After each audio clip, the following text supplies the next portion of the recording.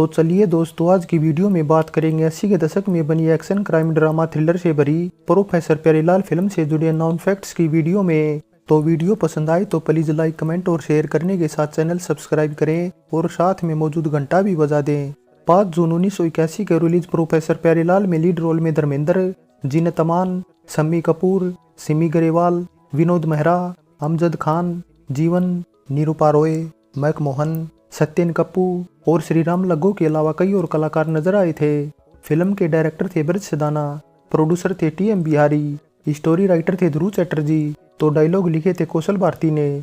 इस कार्ड में एक राज छुपा है, क्या आप बता सकते हैं क्या है? इसे उल्टा पढ़ लीजिए। लेकिन ये नंबर किस जगह का है, कौन से मुल्क का है? London exchange. संगीतकार थे कल्याण जी आनंद जी, तो गीतकार राजेंद्र कृष्ण के लिखे 7 सॉन्ग रखे गए थे। सभी सॉन्ग में बतौर प्लेबैक सिंगर आवाज दी थी किशोर कुमार, मोहम्मद रफी, मनहर उदास और आशा भोसले ने। सॉन्ग थे तेरे सिवा ना किसी का बनूंगा, आगे आगे एक हसीना, पीछे कुछ दीवाने। गा गा गा गाए जा और मुस्कुराए जा, हर दिल वाला दीवाना, मत वाला मस्ताना जो जान पे अपनी खेले। दिल की खुशी यूं दिल में छुपी है, ऐसा भी कोई आता है मौका।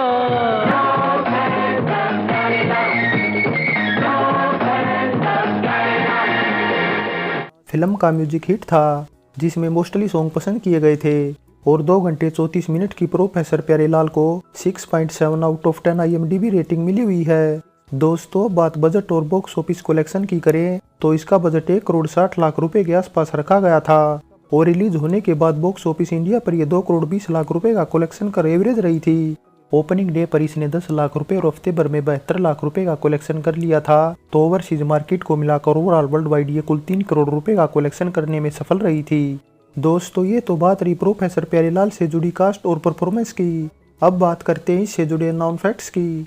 पहले फैक्ट की बात करें तो प्रोफेसर प्यारेलाल में विनोद मेहरा बतौर गेस्ट नजर आए थे और ओरिजिनली उनके रोल के लिए पहले विनोद खन्ना को साइन किया गया था, लेकिन शूटिंग शुरू होने से पहले कुछ वजहों से वे खुद ही पीछे हट गए, जिसके बाद ब्रज सदाना की रिक्वेस्ट पर विनोद मेहरा रोल करने को तैयार हो गए। हालांकि इनका भी रोल विनोद खन्ना की तरह ही बतौर गेस्ट ही रखा गया था, जिस वजह से वे केवल फिल्म की शुरुआत में ही नजर आए थे। दूसरे फैक्ट की बात करें तो विनोद खन्ना की तरह इसके ओरिजिनल कास्ट में पहले प्रेमनाथ को साइन किया गया था। उनके साथ कुछ सीन शूट भी कर लिए गए थे, लेकिन कुछ कारणों से वे भी हट गए, जिसके बाद ब्रज सदाना ने उनकी जगह वेटरन दिग्गज शम्मी कपूर को साइन कर लिया।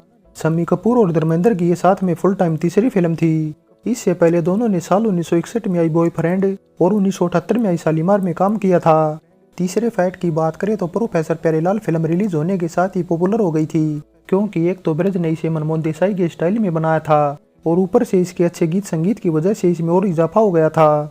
क्योंकि इसके मोस्टली सॉन्ग अच्छे थे तो टाइटल सॉन्ग सबसे अलग था, जिसका सैंपल रोमियो एंड जूलियट से भी लिया गया था। लेकिन इतनी पॉपुलैरिटी के बावजूद भी आखिरकार कम ही प्रॉफिट करने में सफल हो पाई थी। चौथे फैक्ट की बात करें तो प्रोफेसर प्यारेलाल फिल्म की घोषणा साल 1975 में की गई थी और तब इसे ब्रज सदाना की जगह धर्मेंद्र को बतौर लीड हीरो ब्रेक देने वाले अर्जुन हिंगुरानी डायरेक्ट करने वाले थे। लेकिन धर्मेंद्र और दूसरे कलाकारों के बिजी शेड्यूल और कुछ आर्थिक तंगी के चलते उस टाइम इसकी शूटिंग शुरू नहीं हो पाई और डिब्बा बंद कर दी गई। हालांकि इसके बाद 80 के दशक की शुरुआत में टीएम बिहारी के बेटे छोटू बिहारी ने इसे फिर से बनाने की घोषणा कर दी। टीएम बिहारी अगर फिल्म के प्रोड्यूसर थे तो छोटू बिहारी एग्जीक्यूटिव प्रोड्यूसर थे और सारा हिसाब किताब लगाकर वे डायरेक्टर ब्रज सदाना के पास पहुंच गए।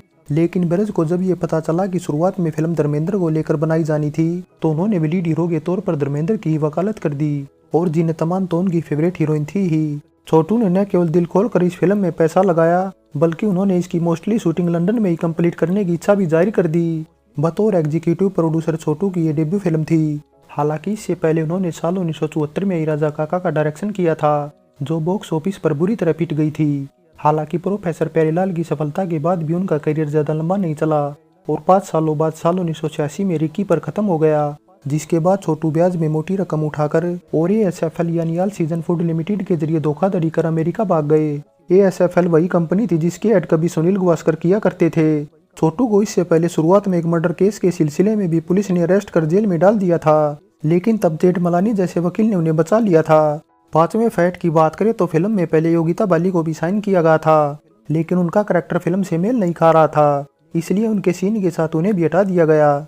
6ठे फैक्ट की बात करें तो वैसे तो फिल्म की मोस्टली शूटिंग लंदन में ही की गई थी, जिसमें ग्रेटर लंदन का आउटसाइड एरिया भी शामिल था, जहां पुलिस द्वारा विनोद मेहरा का कार चेज वाला सीन भी एलिंगटन रोड पर फिल्माया गया था, जिस वजह से इस सीन से रिलेटेड भी एक किस्सा जुड़ा हुआ है, क्योंकि दरअसल इस सीन की शुरुआत में Vinod Mehra Ford Cortina mark 3 चला रहे थे, लेकिन जब उनका एक्सीडेंट होता है तो सीन को ओवरटून कर 60 के दशक में बनी AMC एम्बेसडर को पलटते दिखाया जाता है।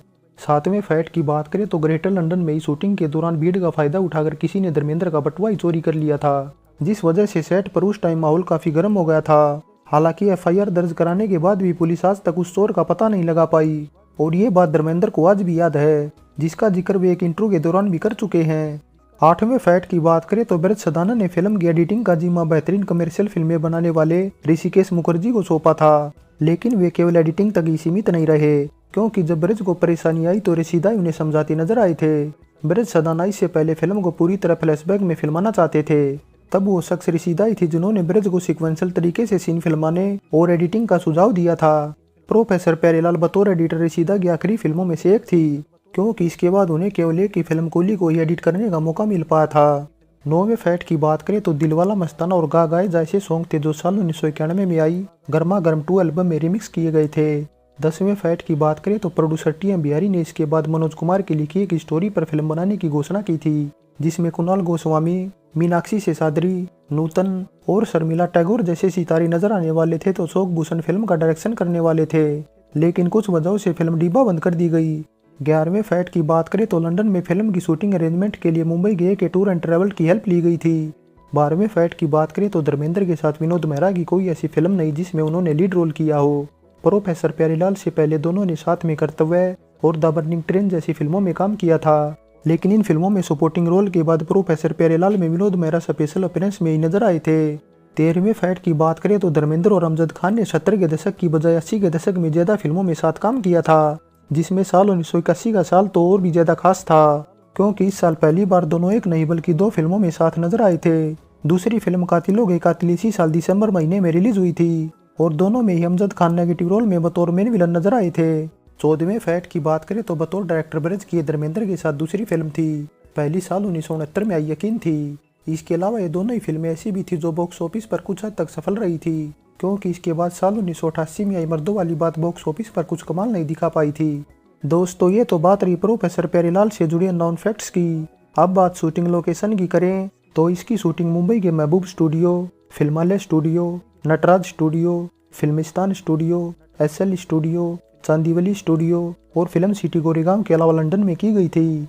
शूटिंग लोकेशन के बाद अब बात साल 1981 की कुछ टॉप फिल्मों की करें तो उस साल ब्लॉकबस्टर फिल्म क्रांति टॉप पर थी, नंबर 2 पर थी नसीब, 3 पर मेरी आवाज सुनो, 4 पर लावारिस और नंबर 5 पर लव स्टोरी थी, तो प्रोफेसर प्यारेलाल 13वें नंबर पर थी। दोस्तों बात 29वें फिल्म फेयर में प्रोफेसर प्यारेलाल द्वारा जीते अवार्ड और नॉमिनेशन की करें तो न तो ये कोई अवार्ड जीत पाई और ना इसे कोई नॉमिनेशन मिला था। फाइनली दोस्तों फिल्म की स्टोरी ठीक ठाक थी, तो इसमें स्टंट और धर्मेंद्र और जीनत का रोमांस लोगों को पसंद आया था। हालांकि कुछ जगह फिल्म स्लो फील जरूर होती है, जो ऐसी कमी थी अगर टाइम रहते ब्रज उसमें बदलाव कर लेते तो हो सकता था कि फिल्म बॉक्स ऑफिस पर हिट भी हो जाती। और दोस्तों अगर आपको हमारे द्वारा दी गई जानकारी पसंद आई है तो कमेंट कर राय जरूर दें, और आगे भी इसी तरह अपने मनपसंद वीडियो देखना चाहते हैं तो पहले चैनल सब्सक्राइब कर लें और हमारे नोटिफिकेशन पाने के लिए बेल आइकन का बटन भी दबा दें।